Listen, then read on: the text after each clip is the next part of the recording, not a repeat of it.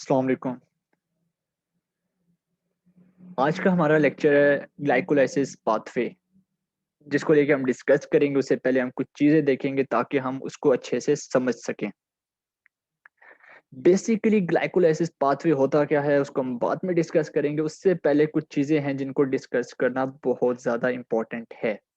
Basically ये चीज originate कहाँ से हुई और क्या पर्पस है इसका, क्या फंक्शन, और ये कैसे हमारी बॉडी में सारा कुछ करता है, उसको हम डिस्कस करेंगे। तो यहाँ पे एक टर्म आती है जिसको हम कहते हैं सेलुलर रेस्पिरेशन। यहाँ पे हम लिख भी लेते हैं सेलुलर रेस्पिरेशन। तो ये एक टर्म हमारे पास आती है।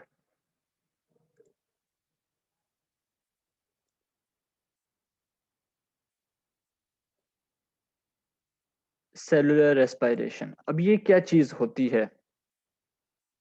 जो हमारे पास आइडिया है सेलुलर रेस्पिरेशन का वो बहुत बहुत ज़्यादा सिंपल है।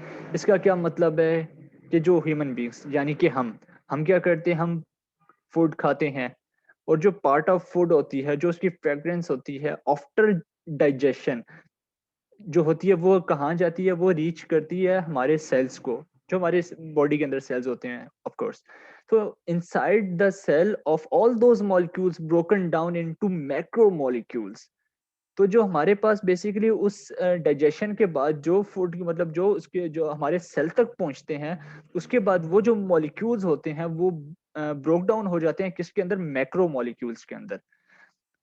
और वो जो आफ्टर डाइजेशन ये सारे जो मैक्रो मॉलिक्यूल्स प्रोड्यूस होते हैं उसके अंदर बेसिकली हमारे पास कुछ टर्म्स आ जाती हैं। वो क्या आती है हमारे पास? वो भी देख लेते हैं। बेसिकली वो आती है हमारे पास कार्बोहाइड्रेट्स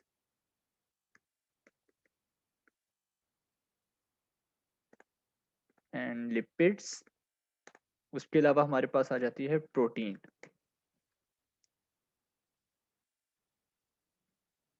ठीक है, ये कुछ चीजें आ जाती है हमारे पास। जब हमारे पास मैक्रो मॉलिक्यूल्स जो मिलते हैं हमें, मॉलिक्यूल्स को जब ब्रेक डाउन होते हैं उसके बाद जो हमें मिलता है, वो जो मैक्रो मॉलिक्यूल्स मिलते हैं उसके अंदर क्या चीजें आ जाती हैं? कार्बोहाइड्रेट्स, लिपिड्स एंड प्रोटीन, जो अगेन ब्रोक डाउन होते हैं किसमें? To produce energy. तो हमने अभी तक क्या चीज देख ली कि हमने देखा कि सेलुलर रेस्पिरेशन का आइडिया बेसिकली हमने डिस्कस किया कि उसके जो पार्ट ऑफ फूड होते हैं, फ्रेग्रेंस होती है, वो डाइजेशन के बाद जब हमारे सेल तक पहुंचती है तो जो मॉलिक्यूल्स होते हैं वो ब्रेक डाउन होते हैं मैक्रो मॉलिक्यूल्स के अंदर, जो हमें carbohydrates, lipids and protein provide करते हैं, जो अगेन ब्रेक डाउन होते हैं और वो हमें क्या प्रोवाइड करते हैं? एनर्जी। तो ये सारा जो प्रोसेस होता है बेसिकली ये प्रोसेस आ जाता है फोटोसिंथेसिस का ही पार्ट है, और इसको हम सेलुलर रेस्पिरेशन भी कहते हैं। और जो ये और इस एनर्जी को ही हम यूज करते हैं, बेसिकली ये एनर्जी यूटिलाइज होती है। तो इसके अंदर जो टर्म आती है वो आती है आगे से मेटाबॉलिक पाथवेज। अब मेटाबॉलिक पाथवेज क्या होती है? Metabolic pathways for the generation of energy from all these macro molecules. Basically यहाँ यहीं से हमारे पास मेटाबॉलिक पाथवे की बात स्टार्ट होती है।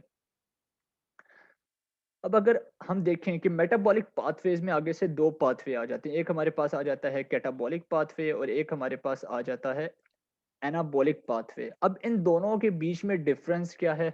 बेसिकली अगर इन दोनों के डिफरेंस हम देखें तो वो यहाँ पे क्लियरली मेंशन है कि जो हमारे पास कैटाबॉलिक पाथवेज होते हैं वो are involved in oxidative breakdown of larger complexes. They are usually exergonic in nature. और अगर हम एनाबॉलिक पाथवेज की बात करें तो वो हमारे पास आ जाता है they are involved in the synthesis of compounds. They are usually endergonic in nature.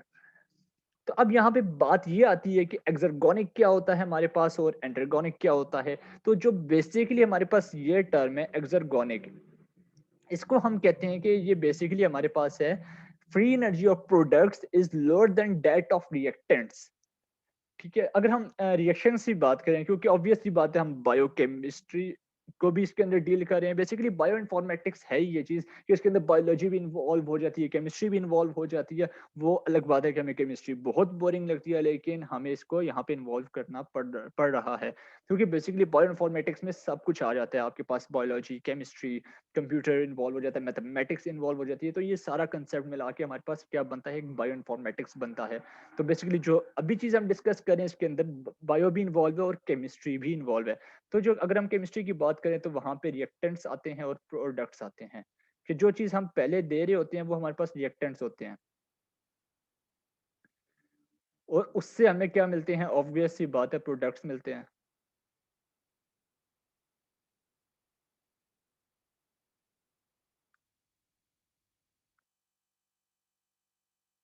तो अब यहाँ पे एक्सर्गोनिक को मैं ये डिफाइन कर रहा था कि जो फ्री एनर्जी होती है किसकी, प्रोडक्ट्स की, वो कम होती है किससे, रिएक्टेंट से। तो ये हमारे पास आ जाता है एक्सर्गोनिक। और अगर हम एंटरगोनिक की बात करें तो वो इसका रिवर्स प्रोसेस है, कि जो फ्री एनर्जी होती है हमारे पास प्रोडक्ट्स की, वो हमारे पास क्या होती है, हाई होती है किससे, रिएक्टेंट से। तो ये हमारे पास डिफरेंस आ जाता है एक्सर्गोनिक का और एंटरगोनिक का। तो अभी तक हमने क्या चीज देख ली, सेलुलर रेस्पिरेशन देख लिया, हमने मेटाबॉलिक पाथवेज देख लिया, हमने कैटाबॉलिक पाथवेज और एनाबॉलिक पाथवेज को भी ब्रीफली डिस्कस कर लिया कि ये दोनों क्या होते हैं और दोनों के बीच क्या डिफरेंस है, और हमने एक्सर्गोनिक और एंटरगोनिक को भी डिस्कस कर लिया। अगर हम आगे चलें तो आगे देखते हैं कि आगे हम और क्या मजीद डिस्कस करेंगे।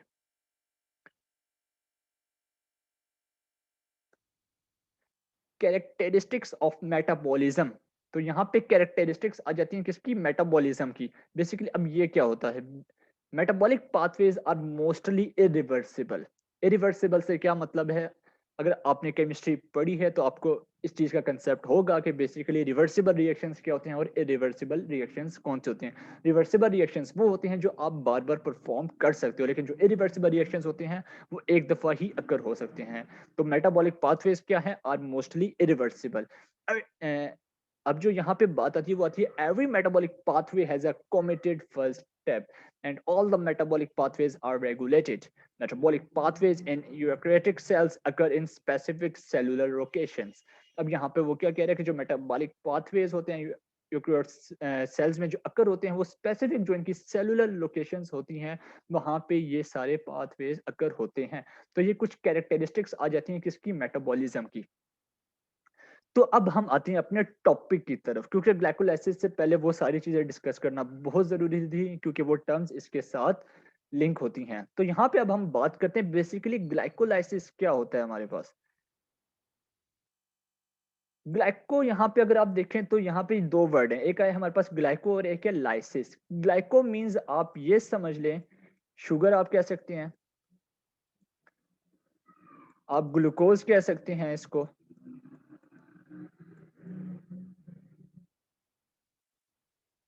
तो ये आ जाता है हमारे पास ग्लाइको। और अगर हम लाइसिस की बात करें तो लाइसिस हमारे पास बेसिकली होता है स्प्लिटिंग या ब्रेक डाउन। आप कोई भी वर्ड इसके लिए यूज कर सकते हैं।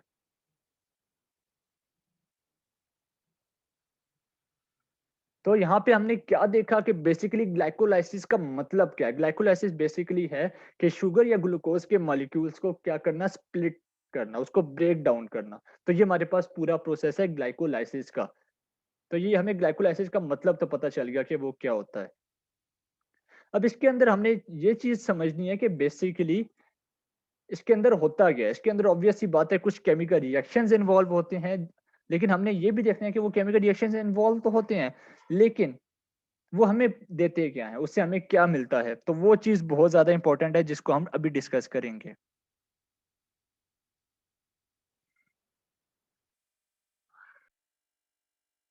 यहाँ पे हम ये डिस्कस करते हैं कि बेसिकली ग्लाइकोलाइसिस होता क्या है। तो मैंने आपको बता दी ग्लाइकोलाइसिस की definition, basically break down of glucose. अगर हम ग्लूकोज की बात करें तो सबको पता है उसके अंदर कितने कार्बन इन्वॉल्व होते हैं, 6 कार्बन इन्वॉल्व होते हैं हमारे पास ग्लूकोज के अंदर। अब यहाँ पे क्या होता है कि जो ये जो ग्लूकोज को कि हम कह रहे हैं ब्रेक डाउन ऑफ ग्लूकोज है, इसका क्या मतलब है कि ये 6 कार्बन जो है, ये 1 मॉलिक्यूल ऑफ जो ग्लूकोज है हमारे पास, वो ब्रेक डाउन हो रहा है। जब वो ब्रेक डाउन होगा 1 मॉलिक्यूल ऑफ ग्लूकोज जिसके अंदर 6 कार्बन है, तो वो हमें क्या देगा, 2 मॉलिक्यूल्स ऑफ पायरुएट जिसके अंदर 3 कार्बन इन्वॉल्व होते हैं। जब इसके ब्रेक डाउन होगा तो ये हमें क्या देगा, 2 मॉलिक्यूल किसके देगा, पायरुवेट के। ये 1 मॉलिक्यूल हमारे पास था ग्लूकोज का, और ये जो 2 मॉलिक्यूल्स हमारे पास आ रहे हैं ये आ जाते हैं हमारे पास पायरुवेट के।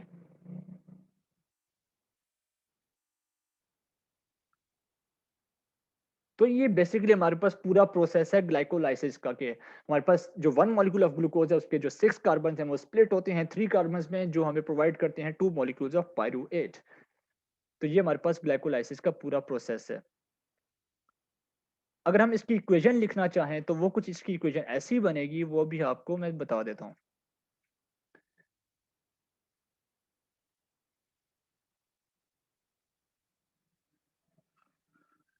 अगर हम देखें इसकी इक्वेशन तो C6H12 and O6 plus 6O2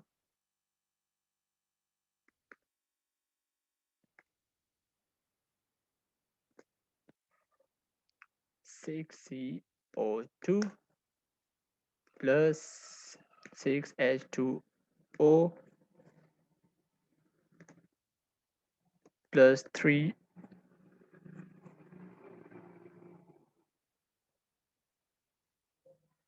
6 ATP energy. तो ये कुछ ऐसी इक्वेशन बनेगी।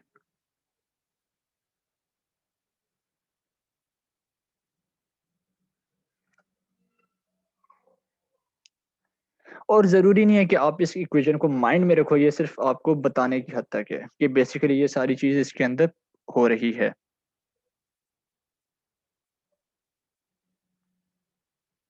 अब इसके अंदर जो हमारे पास आता है, वो ये है कि बेसिकली जो हमारे पास साइटोप्लाज़्म है सेल का, ये सारा रिएक्शन उसके अंदर अकर होता है।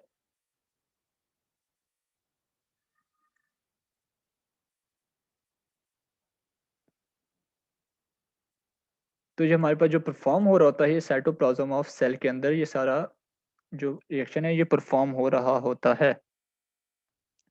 और and not in of course mitochondria, उसमें नहीं, बेसिकली ये साइटोप्लाज्म ऑफ सेल में होता है। और ये बेसिकली अगर हम इसको देखें तो ये जो इसका रिएक्शन है, जो ये प्रिपेट अगर हम देखें तो 2 फेजेस के अंदर ये अकर होता है। इसका जो अगर हम पहली फेज की बात करें तो पहली फेज में बेसिकली क्या होता है, हमारे पास प्रिपरेटरी फेज आ जाती है जिसके अंदर सब प्रिपरेशन होती है। उसके बाद सेकंड फेज की बात करें तो ऑक्सीडेटिव फेज हम उसको कह सकते हैं कि वो हमारे पास ऑक्सीडेटिव फेज होती है।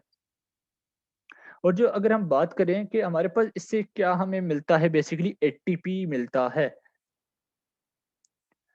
अब ये जो 2 एटीपी हमारे पास है, 2 एटीपी हमारे पास पहले रिएक्शन के अंदर यूज होता है, और ये हमें क्या देता है, जब हम इसका रिएक्शन परफॉर्म हो जाता है तो ये हमें क्या देता है, 4 एटीपी देता है हमें, और 2 NaOH देता है हमें ये।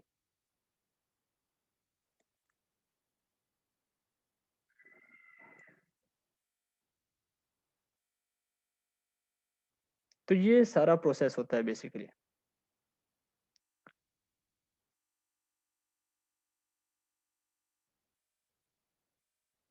ये सारी बातें स्लाइड्स में मेंशन है, लेकिन मैं आपको साथ साथ ब्रीफ इसको गाइड करने की कोशिश कर रहा हूँ। अब यहाँ पे अगर हम रेस्पिरेशन की बात करें तो 2 तरह की रेस्पिरेशन इसके अंदर आती हैं, एक एरोबिक और एक एनएरोबिक आ जाती है हमारे पास। जो हमारे पास एरोबिक रेस्पिरेशन होती है उसके अंदर ये चीज़ आ जाती है कि उसको ऑक्सीजन भी चाहिए होती है और माइटोकॉन्ड्रिया भी चाहिए होता है। जो मैंने इक्वेशन अभी स्टार्ट में लिखी बेसिकली वो एरोबिक रेस्पिरेशन को शो करती है, क्योंकि उसके अंदर आपने देखा होगा कि ऑक्सीजन इन्वॉल्व था। लेकिन जब हम ग्लाइकोलाइसिस की बात करते हैं ना, हमारे पास वहां पे ऑक्सीजन हमारे पास इन्वॉल्व नहीं होता। ठीक है। तो यहाँ पे क्या बात आ जाती है कि बेसिकली ये एक एनएरोबिक रिएक्शन होगा जो हम परफॉर्म करेंगे, जिसके अंदर ना तो ऑक्सीजन इन्वॉल्व होगी ना ही माइटोकॉन्ड्रिया। ये जो हमारे पास होगा, it occurs rarely and produce less amount of energy to ATP glucose molecule। यहाँ पे हमारे पास कुछ प्रोसेस आ जाते हैं like glycolysis, Krebs cycle, ETC। जो ग्लाइकोलाइसिस है common in both aerobic and anaerobic respiration है, लेकिन बात वही आ जाती है वहां पे कि ऑक्सीजन नहीं इन्वॉल्व होता इसके अंदर। और अगर हम बात करें, it is an oxidation reduction process है occurs inside living cells during which organic food is break down and ATP released. जो कि मैंने आपको बताया पहले कि कार्बोहाइड्रेट्स, प्रोटीन्स, लिपिड्स मिलते हैं, जो हमारे पास प्राइमरी सोर्स ऑफ एनर्जी होती है, जो कि होता है ग्लूकोज। तो आइए हम आगे आगे स्लाइड्स में जाते हैं और इसको मजीद डिस्कस करते हैं। तो यहाँ पे मैंने क्या बताया था आपको, glycolysis, basically glycolysis comes from a merger of two Greek words. Glyc Glycose basically means sweet, glucose, sugar, and lysis mean breakdown and splitting. It is also known as Embden-Meyer-Parnas pathway और EMP pathway. Basically जो हमारे पास ये है, ये उसी scientist का name है जिसके नेम पे ये पाथवे है। तो इसको इसलिए ईएमपी पाथवे भी कहते हैं और हम इसको ग्लाइकोलाइसिस भी कहते हैं। तो ये एक इसका ब्रीफ से इंट्रोडक्शन था जो ऑलरेडी मैं आपको दे चुका हूँ। इसके बाद हमारे पास आ जाता है इंट्रोडक्शन। इसके अंदर भी कुछ बातें हम ऑलरेडी कर चुके हैं, लेकिन हम इसको एक दफा रीड कर लेते हैं। Glycolysis is the sequence of 10 enzyme catalyzed reactions that converts glucose into pyruvate with simultaneous production on of ATP. In this oxidation process, one molecule of glucose is partially oxidized to two molecules of pyruvate. This major pathway of glucose metabolism occurs in the cytosol of all cells. This unique pathway occurs aerobically as well as anaerobically and does not involve molecular oxygen. ये सारे points आपको मैं पिछली slide में explain कर चुका हूँ। तो उम्मीद करता हूँ ये सारी चीजें समझ आ गई होंगी, जो हमारे पास इंट्रोडक्शन था बेसिकली ग्लाइकोलाइसिस का। उसके बाद वो क्या कहता है, it also includes formation of lactate from pyruvate. The glycolytic sequence of reactions differ from species to species only in the mechanism of its regulation and in the subsequent metabolic fate of the pyruvate formed. In aerobic organisms, glycolysis is the prelude to citric and cycle and etc. Glycolysis is the central pathway for glucose catabolism. तो ये सारे points भी हम already discuss कर चुके हैं। उसके बाद हम इसके रिएक्शंस भी कुछ डिस्कस करेंगे, लेकिन उनको हम ज़्यादा एक्सप्लेन नहीं करेंगे, ज़्यादा एक्सप्लेनेशन में नहीं जाएंगे, क्योंकि हम बेसिकली रिएक्शंस में इतना इन्वॉल्व नहीं होना चाहते। सिर्फ हम इतना देखना चाहते हैं कि बेसिकली ग्लाइकोलाइसिस पाथवे क्या होता है और उससे हमें क्या मिलता है और वो कैसे हमारे लिए बेनिफिशियल है। तो ये कुछ आ जाता है major pathways of glucose utilization. Extra cellular matrix and cell wall polysaccharide जो हमें ग्लूकोज से मिल रहा है, ribose 5 phosphate, glycogen starch, sucrose and इस तरह और pyruvate. Oxidation by pentose phosphate pathway, synthesis of structural polymer, storage, oxidation by glycolysis. तो बेसिकली ये सारा जो एक साइकिल सा चलता आ रहा है, जिसकी मदद से हमें क्या मिलता है, पायरुवेट, और ये सारी चीजें हमें मिलती हैं। और ये सारी जो 7 चीजें मेंशन हैं, ये इसके अंदर रिएक्शंस के अंदर इन्वॉल्व होती हैं। तो ये हमारे पास बेसिकली आ जाता है रिएक्शन। ये सारा रिएक्शन है हमारे पास, जिसको हम आगे डिस्कस करेंगे। ये एक ही पिक्चर के अंदर मैंने पूरा रिएक्शन डाल दिया है, लेकिन इसको हम स्टेप बाय स्टेप देखेंगे कि ये कैसे सारे स्टेप्स परफॉर्म हो रहे हैं हमारे पास।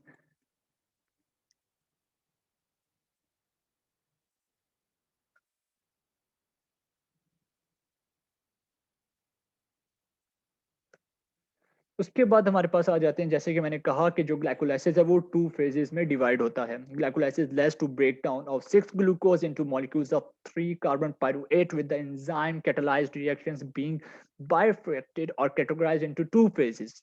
Number 1 preparatory phase and number 2 pair of phase, जिसको हम पहले ही डिस्कस कर चुके हैं कि 2 फेजेस में ग्लाइकोलाइसिस परफॉर्म होता है।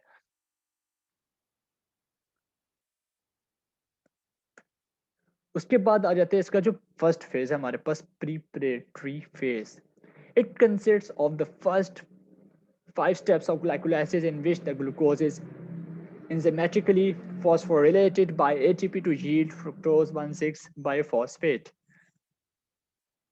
This fructose 1,6 biphosphate is then split in half to yield 2 molecules of 3 carbon containing glyceraldehyde 3 phosphate dihydroxy stone phosphate. Thus the first phase results in cleavage of axon chain. तो basically हमारे पास जो first phase का result है वो क्या आ जाता है, क्लीवेज ऑफ एक्सॉन chain.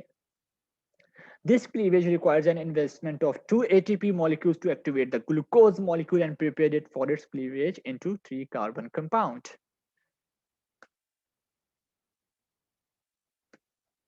पे ऑफ फेज, बेसिकली अभी हमने प्रिपरेटरी फेज को डिस्कस किया, लेकिन इसके स्टेप्स आगे स्लाइड्स में आएंगे, उसको हम मजीद डिस्कस करेंगे। अब अगली फेज की तरफ हम जाते हैं। जो हमारे पास नेक्स्ट फेज है वो है पे of phase.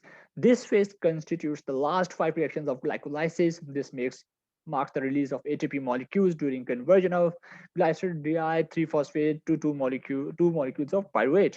There are 4 moles of ATP are phosphorylated to ATP. Although 4 moles of ATP are formed, the net result is only 2 moles of ATP per molecules of glucose oxidized, since 2 molecules of ATP are utilized in phase 1. तो अब यहाँ पे बात आ जाती है step wise explanation of glycolysis. तो यहाँ पे जो हमारे पास स्टेप वाइज जो एक्सप्लेनेशन है ग्लाइकोलाइसिस वो हम देखेंगे। तो यहाँ पे आ जाता है हमारे पास स्टेप 1 फॉस्फोराइलेशन।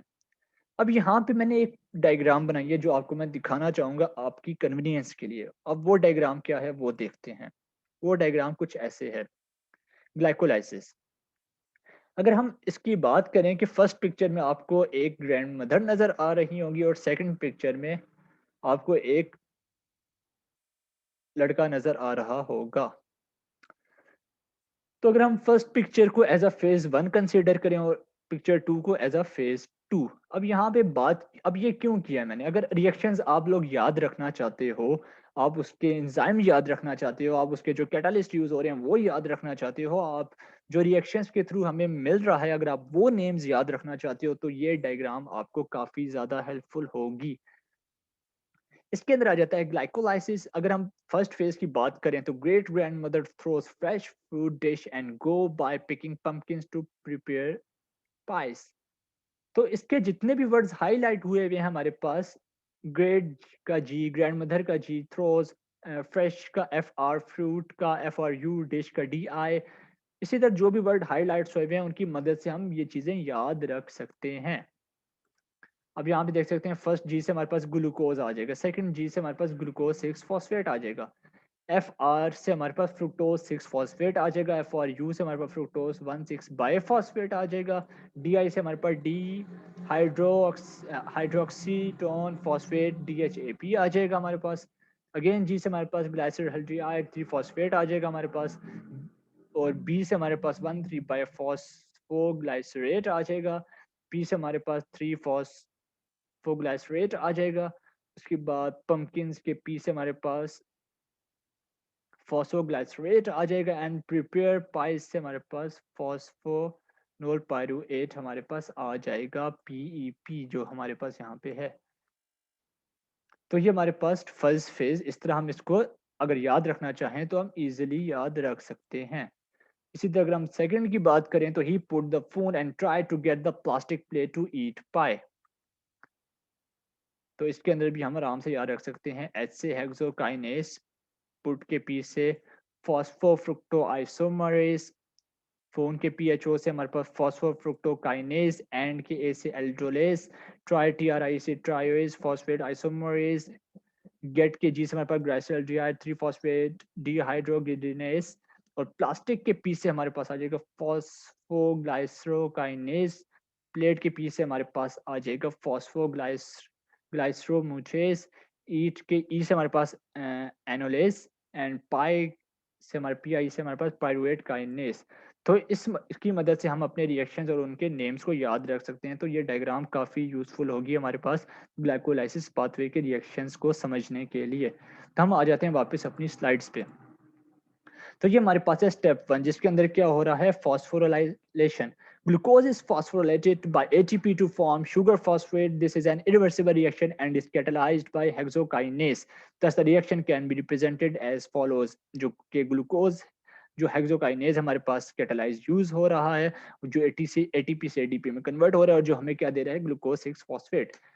इसी तरह अगर हम स्टेप 2 की बात करें तो isomerization, it is a reversible rearrangement of chemical structure of carbonyl oxygen from C1 to C2 forming a ketose from the aldose. This isomerization of the aldose 6 glucose 6 phosphate gives the ketose fructose 6 phosphate glucose 6 phosphate जो हमारे पास ग्लूको isomerase जो हमारे पास यहाँ पे use हो रहा है और यहाँ पे हमें वो क्या प्रोवाइड कर रहा है, फ्रुक्टोज 6 फॉस्फेट। अगर हम अब स्टेप 3 की तरफ आ जाते हैं, phosphorylation, here the fructose 6 phosphate is phosphorylated by ATP to fructose 1,6 biphosphate. This is an irreversible reaction and is catalyzed by phosphofructokinase enzyme. fructose 6 phosphate जहाँ पे हमारे पास क्या चीज यूज हो रही है, phosphofructokinase ATP ADP में कन्वर्ट हो रहा है और fructose 1,6 biphosphate हमें यहाँ पे मिल रहा है।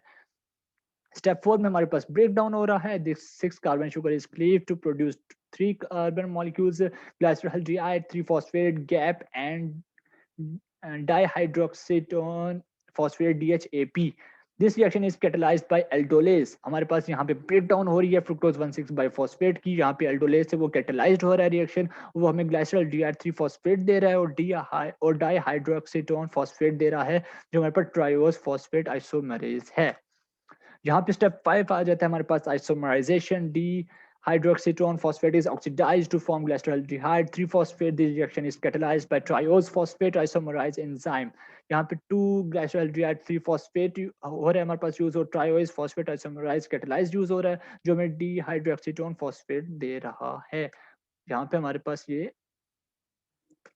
स्टेप 6 आ जाता है हमारे पास, 2 molecules of glyceraldehyde 3 phosphate or oxidized glyceraldehyde 3 phosphate dehydrogenase catalyzes the conversion of glyceraldehyde 3 phosphate into 1,3 biphosphoglycerate। aldehyde हमारे पास कब्जेलिक एसिड में कन्वर्ट हो रहा है, कब्जेलिक एसिड प्लस ऑर्थोफॉस्फेट ज्वाइनिंग जो हमें क्या दे रहा है हमारे पास, acid phosphate product. Resultant reaction glyceraldehyde 3 phosphate हमारे पास आ जाता है जहाँ पे 2NAD plus 2 pi plus 2NADH plus 2H plus जो 1,3 बाइफॉस्फोग्लाइसरेट हमें दे रहा है। स्टेप 7 की अगर हम बात करें तो the transfer of high energy phosphate group that was generated earlier to ADP form ATP। This phosphorylation addition of phosphate to ADP to give ATP is termed as substrate level phosphorylation, as the phosphate donor is the substrate 1,3 biphosphoglycerate 1,3-BPG. This product, the product of this reaction is 2 molecules of 3 phosphoglycerate।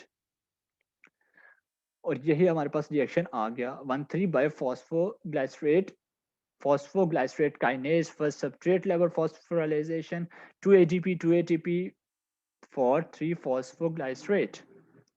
Step 8 की अगर हम बात करें, the remaining phosphate Easter linkage in 3 phosphoglycerate is moved from carbon 3 to carbon 2 because of relativity rho energy of hydrolysis to form 2 phosphoglycerate 2PG 3 phosphoglycerate mutates to phosphoglycerate। Step 3, dehydration of PG. This is the second reaction in glycolysis where a high energy phosphate compound is formed. The 2 phosphoglycerate is dehydrated by the action of analose to phosphonyl pyruvate PEP. This compound is the phosphate ester of the enol tautomer of pyruvate. This is a reversible reaction. 2 phosphoglycerate analase H2O phosphonol pyruvate। Step 10 हमारे पास आ जाता है transfer of phosphate from PEP to ADP। This last step is the irreversible transfer of high energy phosphoenol group from phosphonyl pyruvate to ADP. This reaction is catalyzed by pyruvate kinase. This is the second substrate level phosphorylation reaction in glycolysis which yields ATP. This is a non-oxidative phosphorylation reaction। Phosphoenol pyruvate kinase यहाँ पे use हो रहा है, second substrate level है phosphorylation का, 2 ADP से 2 ATP हमें मिल रहा है और वो हमें दे रहा है फाइनली जो हमें चाहिए था वो क्या था, पायरुवेट। ओवरऑल बैलेंस शीट अगर हम ग्लाइकोलाइसिस के देखें तो ये हमारे पास ओवरऑल इसकी बैलेंस शीट भी आ चुकी है। ये हमारे पास ग्लूकोज है और ये 2 मॉलिक्यूल ऑफ पायरुवेट हमें दे रहा है। Each molecule of glucose gives 2 molecules of glyceraldehyde 3 phosphate, therefore the total input of all 10 reaction can be summarized as। तो ये हमारे पास इसकी मदद से समराइज हो सकती है और ये हमारे पास 2 molecules of पायरुवेट हमें मिल चुके हैं। ये ओवरऑल बैलेंस शीट हमारे पास ग्लाइकोलाइसिस की आ चुकी है। On cancelling the common terms from the above equation, we get the net equation for glycolysis। अब जो हमारे पास नेट इक्वेशन ग्लाइकोलाइसिस की आती है वो कुछ ऐसी है। Glucose 2 pi plus 2 ATP plus 2 NAD plus 2 pyruvate plus 2 NADH plus 2 ATP plus 2H plus 2 H2O। तो ये हमारे पास नेट इक्वेशन है वो हमारे पास आ चुकी है। तो अगर हम इसको समराइज करें यहाँ पे तो क्या आता है, दस the simultaneous reactions involving glycolysis of glucose is oxidized to pyruvate, NAD plus is reduced to NADH, ADP is phosphorylated to ATP। तो ये एनर्जी यील्ड हो रही है हमारे पास ग्लाइकोलाइसिस में। जो हमारे पास सबसे पहले रिएक्शन आ गया 1 ATP यूज हुआ, और उसके बाद जो नेक्स्ट है वहाँ पे 1 यूज हुआ, 1 into two is equal to 2। और मतलब इन शॉर्ट हमारे पास कंजप्शन ऑफ एटीपी कितनी है 2, और गेन ऑफ एटीपी कितना है 4। और अगर हम नेट गेन देखें एटीपी का तो वो अगेन क्या आ जाता है 2, क्योंकि 4 minus two is equal to 2। अब यहाँ पे अगर हम ओवरऑल रिएक्शन में देखें कि हुआ क्या हमारे पास, तो बेसिकली अगर हम हाफ रिएक्शन इसकी बात करें कि हाफ रिएक्शन में बेसिकली एटीपी यूज हुई है, और जो हाफ रिएक्शन है उसके अंदर हमें एटीपी मिली है। इसलिए यहाँ पे हम कह रहे हैं कि कंजप्शन ऑफ एटीपी और गेन ऑफ एटीपी, बेसिकली इस बात का ये मकसद है। अगर हम एटीपी की बात करें कि हमारे पास एटीपी होता क्या है, तो बेसिकली एटीपी हमारे पास होता है